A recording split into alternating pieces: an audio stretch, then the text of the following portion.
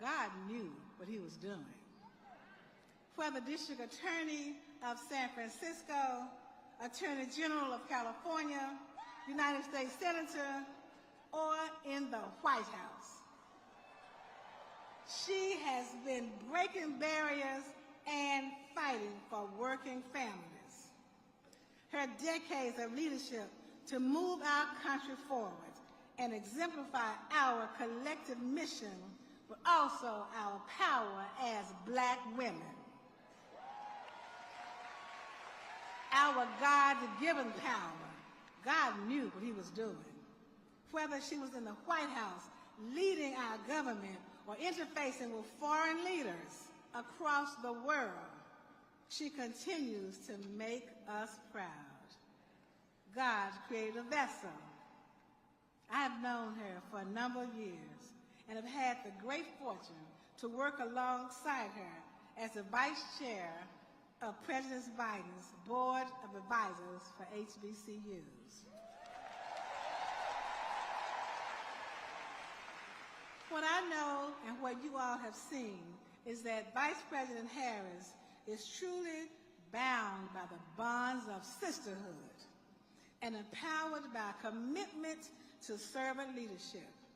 You know, after God created her and shaped her, he touched her to become a soror.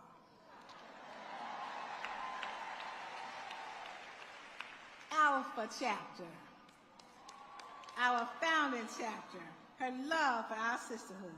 We are proud, delighted, overjoyed to welcome Vice President Kamala Harris.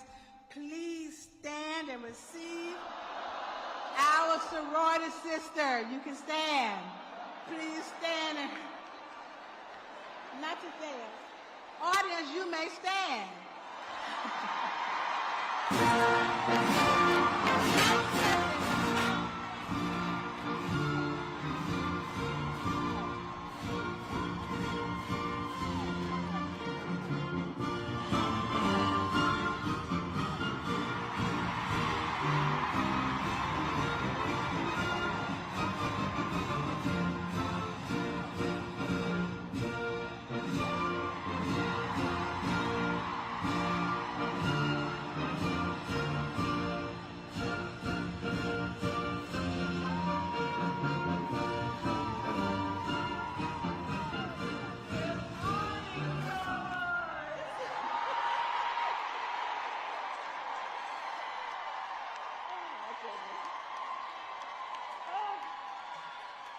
Good morning, good morning, good morning.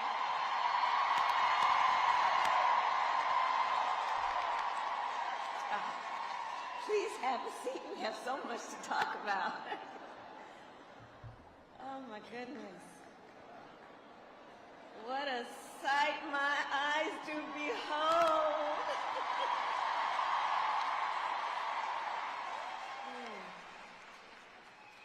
It is so good to be here. I can't even explain how this feels. I can't even explain how this feels.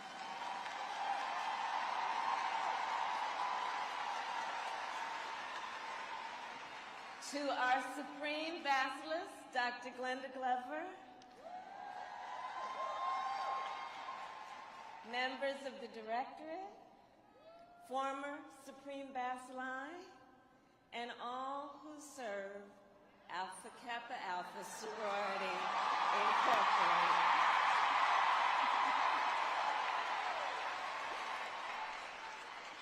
Good morning to everyone. Good morning. Dr. Glover, you have been a tremendous friend to me and sister over so many years and a phenomenal leader of our sisterhood. So I want to thank you in front of everyone for all that you have done and for your commitment, your enduring commitment to exemplify excellence. I also want to thank our International President, Danette Anthony Reed, as you guide us into the next chapter of our sorority. I'm so excited to walk with you on this journey. And what an amazing sight to look out and to see so many of our sorority sisters under one roof at the same time. I look out at all of you, and of course, I see family. In fact, our sorority, some of you may know, has been a part of my life since I was a little girl. You see, my aunt, Christine Simmons, joined Alpha Kappa Alpha at Howard University in the year 1950. And so, yes, you know. And, and when I was a teenager, she was Bacillus of Alpha Nu Omega chapter in Oakland, California. And when I graduated high school, there, of course, was no question that I would attend Howard University. And I was determined from a young girl to join Alpha Kappa Alpha Sorority Incorporated.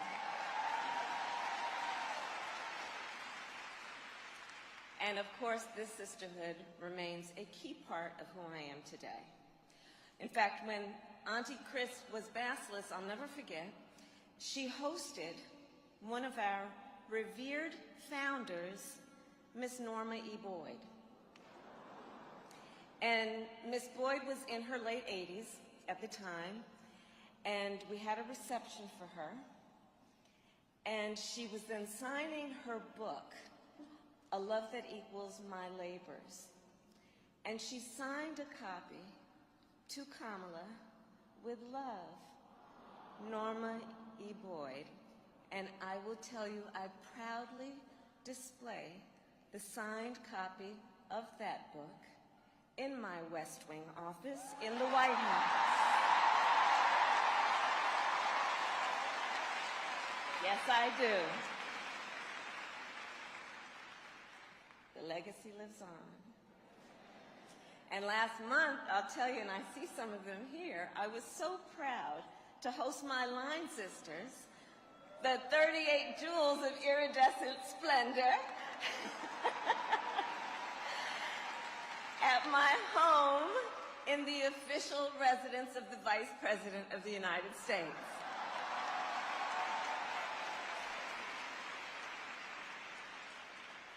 All of that being just one of the thousands of stories of how enduring and lifelong and through the generations our sisterhood is.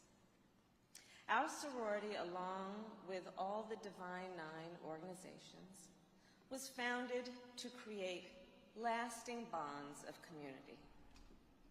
All of our founders were acutely aware we needed to build networks of support for young Black men and women who attend college in America. AKA, of course, was the first sorority created to meet this call. As we all remember, Ethel Hedgeman Lyle led the effort to found our sisterhood. And in the face of terrible challenges, just think, in the year 1908, when our sorority was founded, 89 Black people were lynched across the country. Just think, at the time of the founding of our sorority, American life was deeply segregated. When Miss Lyle attended Howard, less than a quarter of the students were women.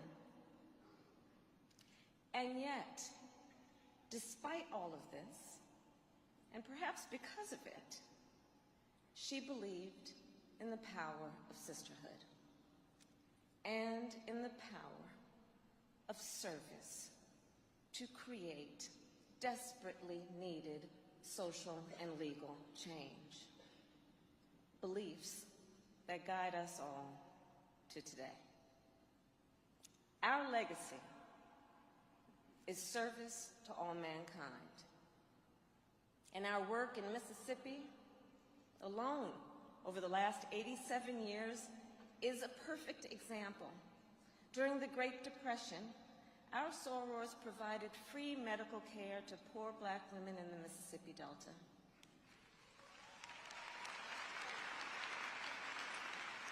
And generations later, many of you here ran vaccination drives in those same communities during the COVID pandemic. It's but one example of so many. You know, recently I was reminded of another example of our long-standing, enduring commitment to service when I was a member of the United States Senate.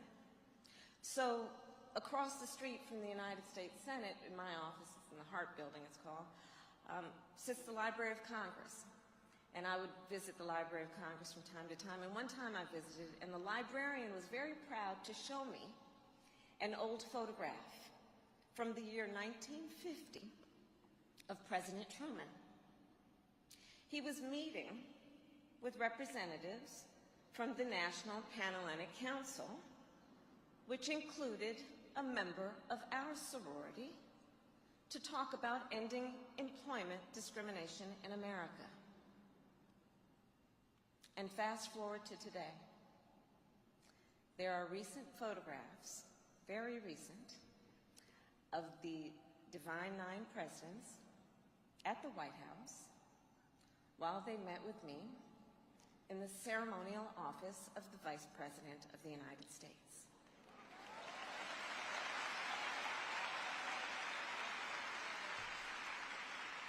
And these photographs are a testament, then, to how members of the Divine Nine have always made sure Black voices are in the rooms where decisions are being made. How our advocacy has been the history of moving the highest levels of government into action, and how we will always fight for what our communities need and for the best of who we are as a nation. In the year 2020, our sorority proved this yet again. Our sorority registered more than 250,000 people to vote.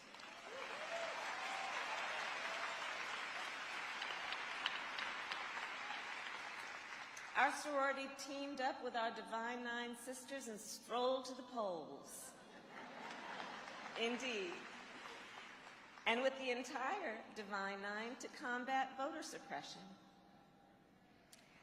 And I will never forget how, during those long days, you turned out for almost every rally and campaign event. In fact, at one of my events, I was in a hold room in the back, and some folks who were working the event came in and they said, "Ma'am, there are a bunch of ladies out there wearing pink and green,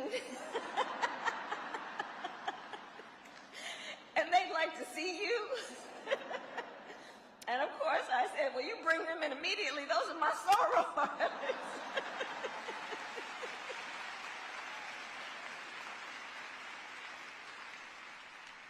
So in 2020, just as the most recent example, you not only showed up for President Biden and me, you showed up for America.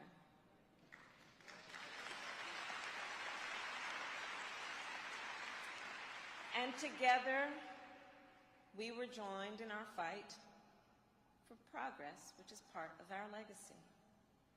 Together, we said we must fight to address the current challenges we face as a nation, and that we are prepared to lead on issues like the Black maternal health crisis in our country. Because we know Black women are 3 times as likely to die from pregnancy-related causes.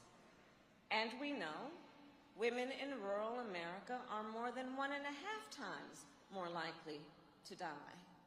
So, after the election, the President and I and all of us elevated the issue of maternal health to a national priority, building on the work that we did together over the years. In fact, for the first time, we hosted the women most impacted, Black women, rural women, Native women, to the White House to discuss, get this, at the White House to discuss the importance of doulas.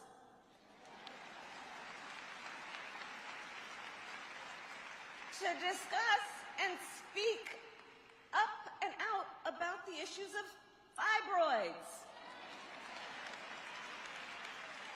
postpartum depression, and the barriers to care for women of color and rural women.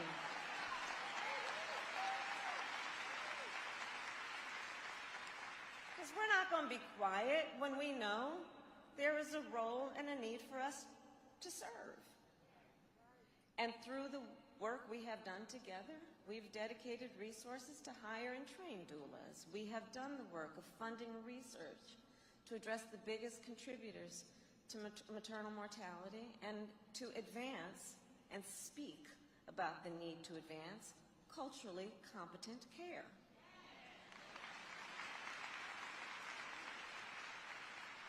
Through the work that we did together on this issue, we have now got to the point where we have encouraged, in a positive way, encouraged states, urged them, cajoled them, to understand that Medicaid postpartum coverage should not just be 2 months, it should be 12 months. Because the women who require and count on Medicaid coverage require that after giving birth to a human being, that their needs are recognized for beyond just the first 2 months. And this will benefit over 250,000 women as of today.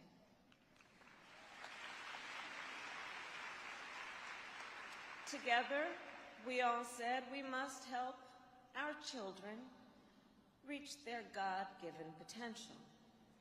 And so, our administration extended the child tax credit, which lifted up nearly 40% of Black children in America out of poverty just last year alone.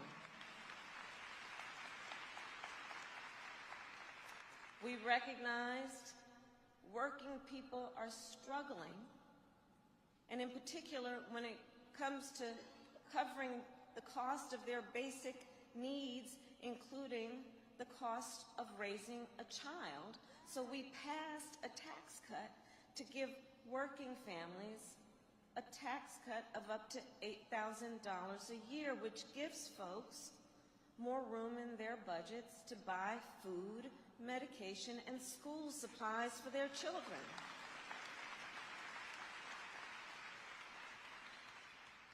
We've been traveling the country. Many of you have joined me in different places in our country to talk about the long-standing, very serious problem of lead pipes, where our babies are being forced to drink toxic water, having well-documented then health consequences, including consequences to their ability to learn.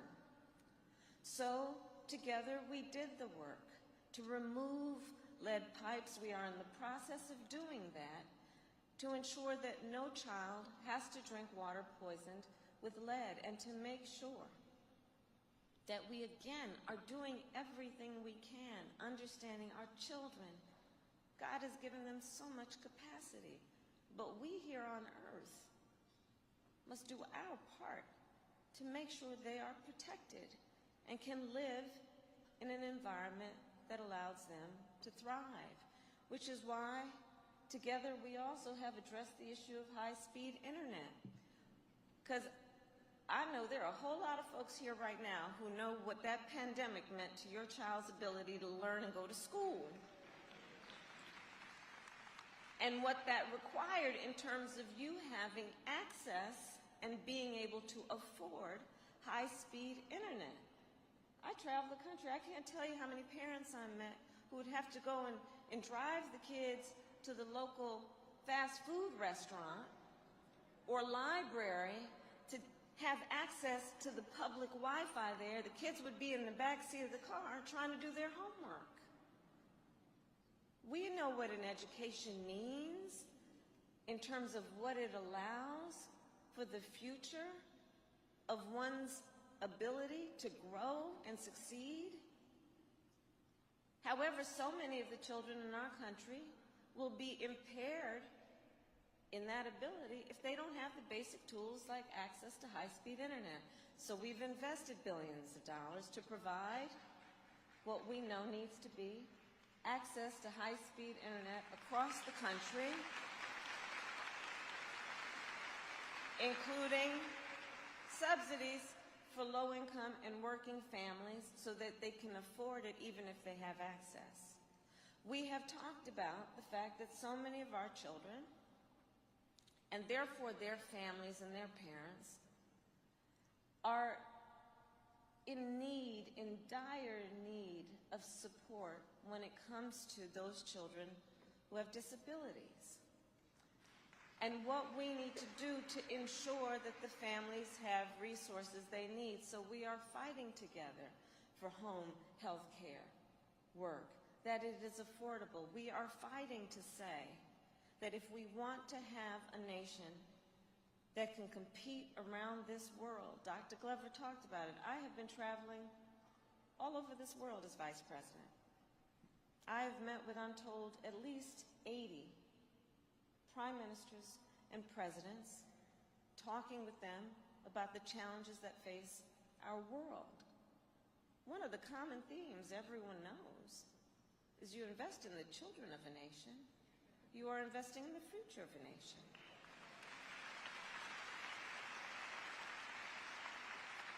And when we invest in the education of the children of a nation, we are doing the best in terms of ensuring certain outcomes. So together, for example, we all said, let's support some of the most excellent academic institutions in the United States of America, which are referred to as HBCUs.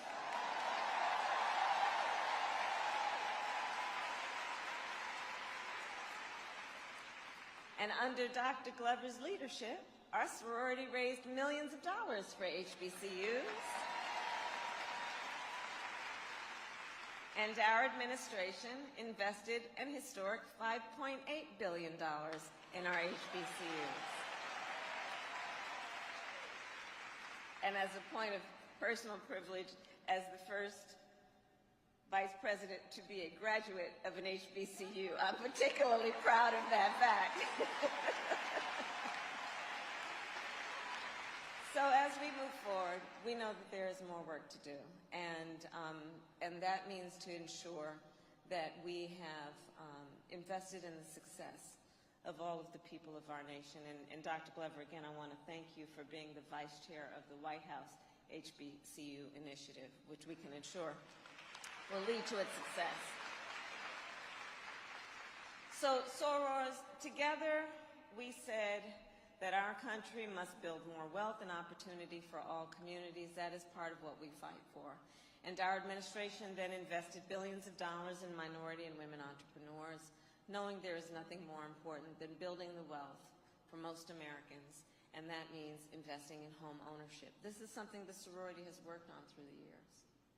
We know historically that one of the impediments to economic health, growth, and wealth for the Black community has been biases in the system that allows for home ownership. And that continues to today.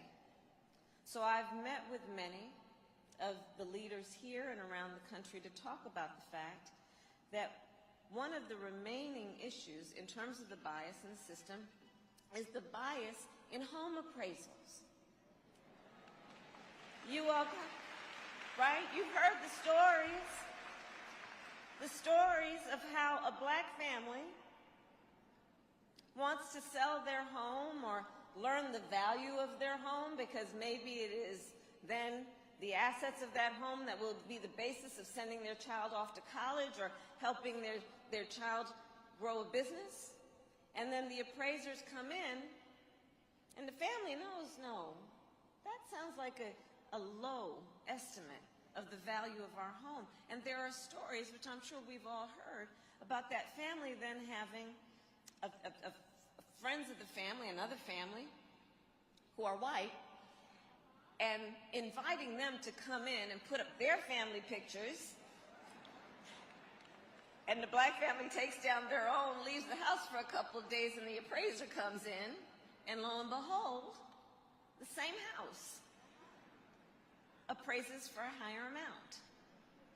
So one of the issues we've been dealing with is speaking that truth and dealing with it around what we need to do to eliminate racial bias in home appraisals, understanding when we have an economic agenda, the value of a home for so many of our families is the greatest source of their wealth and intergenerational wealth.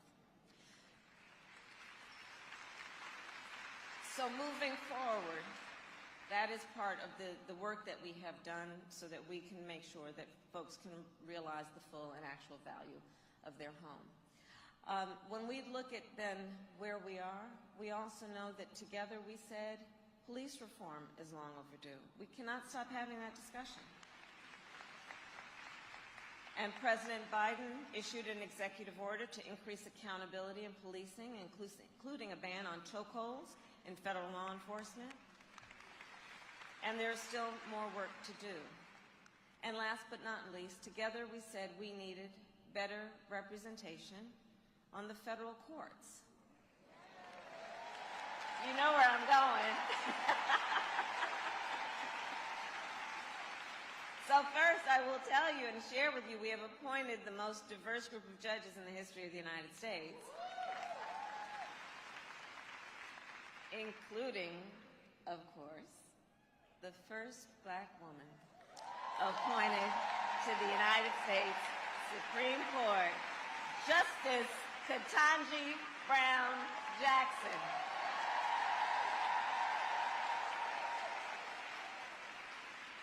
And I was so proud to be a part of that process. And when we look at where she sits and think about our founders and think about everything that is the spirit behind who we are and why we serve, as such a perfect example of what makes all that work worthwhile. So I say all of this, and I went through that list of accomplishments, because all of this was possible because of your work. And I just want to remind you of that, because this is a group of leaders that is so invested in fighting for the best of our country. This is a group of leaders who know the power of service and the need in the power of service to create needed social and legal change. And so all of that to say, thank you, sorors. Thank you. Because this is the progress that you fought for. And I've not had a chance before today to thank you all in one place for what you have done for the lives of people you may not ever meet and people who may never know your name. This progress is what you stood in line for. And so I'm also here to say we must do it again this November.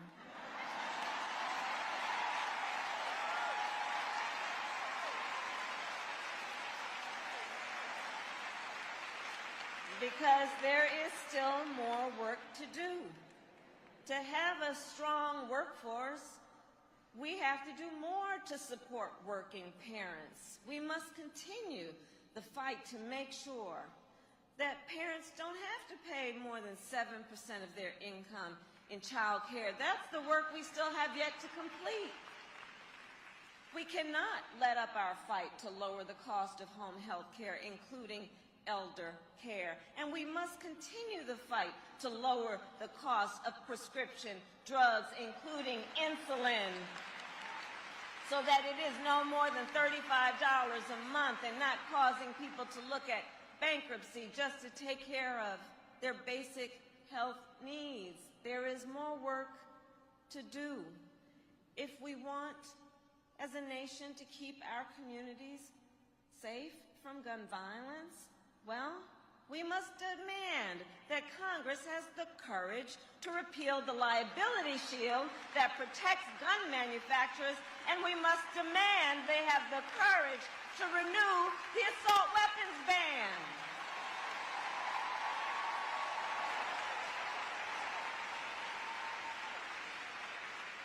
We have lost too many precious lives. I attended the funeral in Buffalo of an 86-year-old grandmother. And you know her story, and if not, I will share with you. She was going to the grocery store after having left her husband, who she'd been caring for, who was in a nursing home. She was just going to buy some groceries. A matriarch of a family. So in Buffalo, in Uvalde, those babies and their teachers. In Highland Park, I went there within 24 hours of that massacre that was supposed to be a parade route. And in communities and cities across our country. Listen, as we applaud, and we must applaud, our President Joe Biden for signing the first federal gun safety bill in 30 years. He signed it. And there is still more work to do to see it through. Especially when in America today, while black people are 13% of America's population, black people are 62% of gun homicide victims. This is our issue.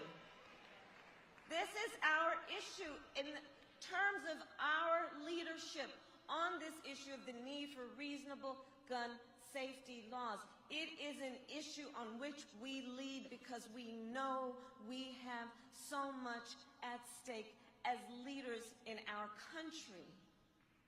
When young black men are 18 times more likely to be victims of gun homicides, we will lead on this issue. And we have more work to do. But I'm here to obviously speak a little truth, a lot of truth. And so in that spirit, the road to get there, to see it through, it's not going to be easy. It's never been easy. And there are, as there have always been, forces that stand in our way. Forces that oppose even the most on this issue of gun safety, even the most common sense gun safety proposals. Forces that include extremist so-called leaders who, instead of expanding rights, work to restrict rights. These so-called leaders who, after we fought and marched, members of our sorority being among the greatest leaders, fought for the right to vote. These so-called leaders right here in this state and in other places in the country making it more difficult for people to vote. So-called leaders.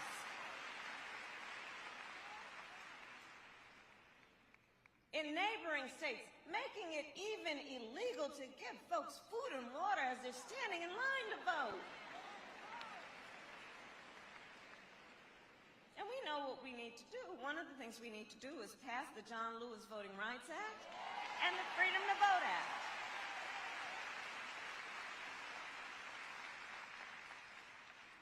So-called leaders. So-called leaders who are in the process of criminalizing doctors and punishing women who want to make health decisions for themselves.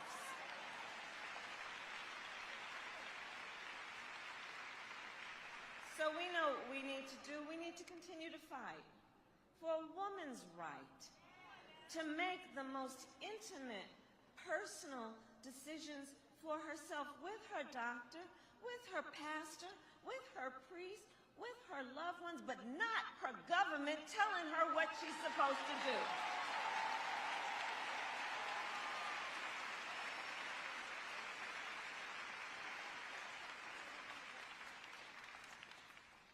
So, all of this to say that we have a legacy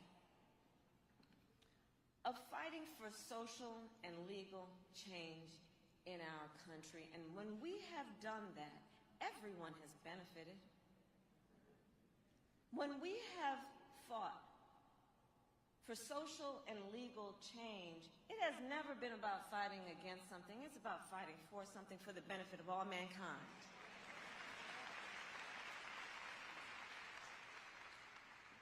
And so much of what we have fought for is on the line again. And so we know what we need to do. In particular, because I'm going to leave you with a couple specifics,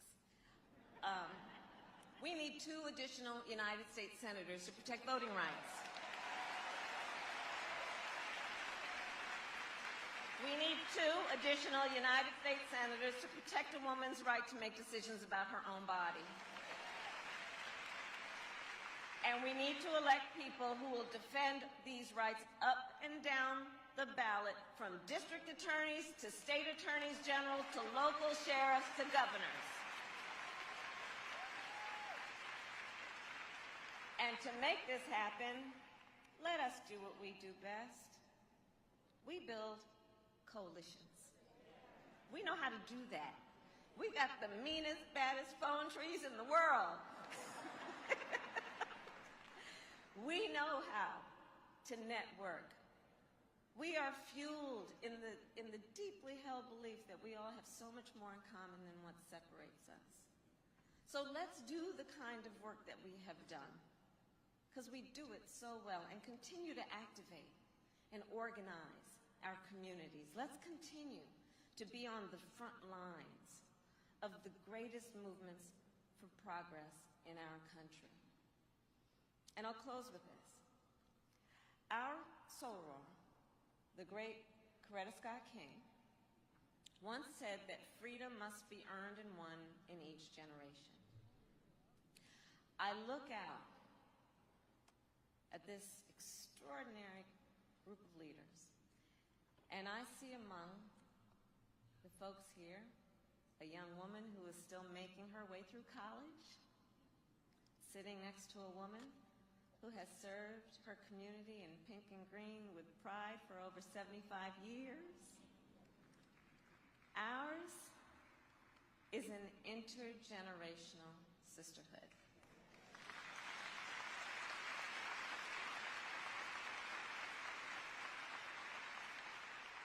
And we live with that knowledge, with the knowledge that we stand on great and broad shoulders, like Norma E. Boyd.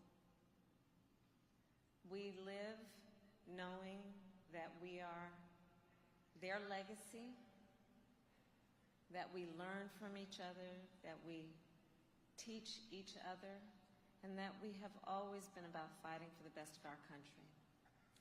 Because the women of Alpha Kappa Alpha, Sorority Incorporated, have always been unburdened by what has been, unburdened by what society may say we can or cannot be. And through our sisterhood, we teach that there is no barrier we cannot break, and there is no obstacle we cannot overcome. We are built for leadership, and every day we see it through, we strive, and we do.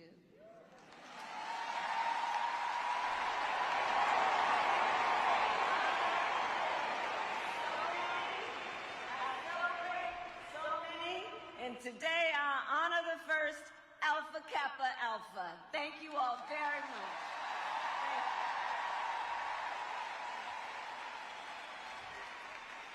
much.